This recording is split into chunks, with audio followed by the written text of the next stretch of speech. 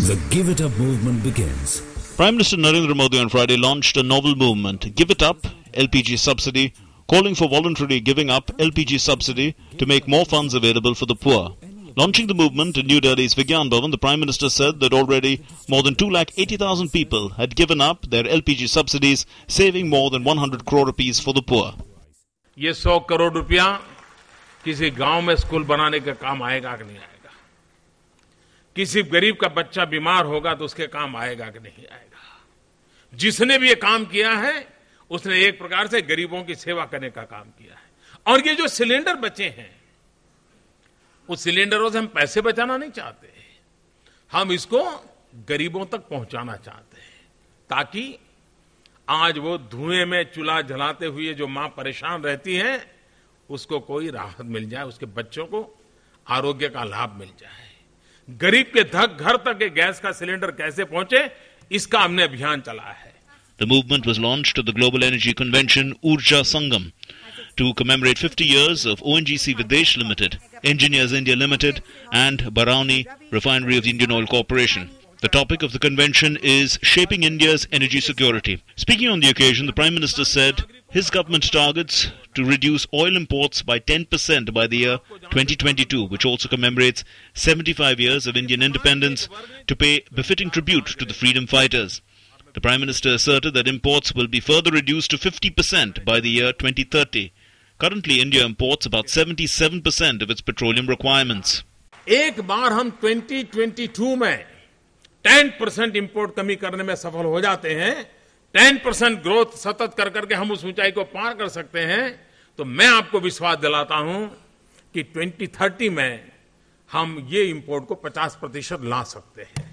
Finance Minister Arun Jaitley felicitated prominent personalities of the oil and gas field. He said to attract investment, government is focusing on ease of doing business.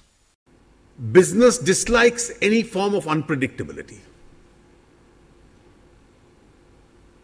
And therefore the regime which has to be offered both in terms of policy, both in terms of various sectors, in terms of taxation, has to be highly predictable and non-adversarial.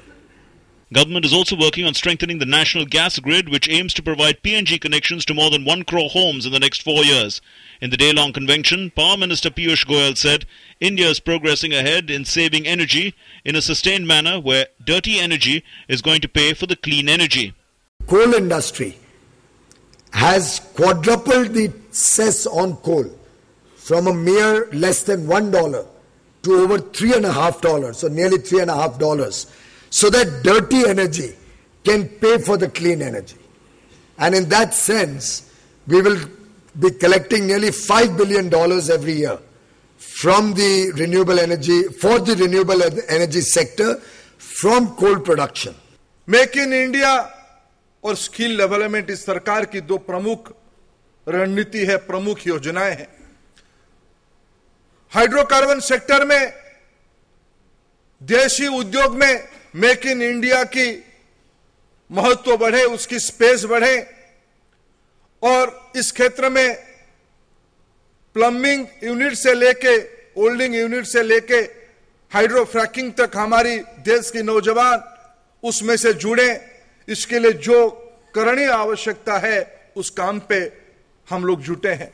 Commerce Minister Nirmala Sitharaman, Telecom Minister Ravi Shankar Prasad, foreign delegates, prominent among them the Power Minister of Bangladesh, Nasrul Hamid, luminaries from the hydrocarbon sector and academia, brainstormed in different sessions to chalk out an effective energy security perspective for India for the future.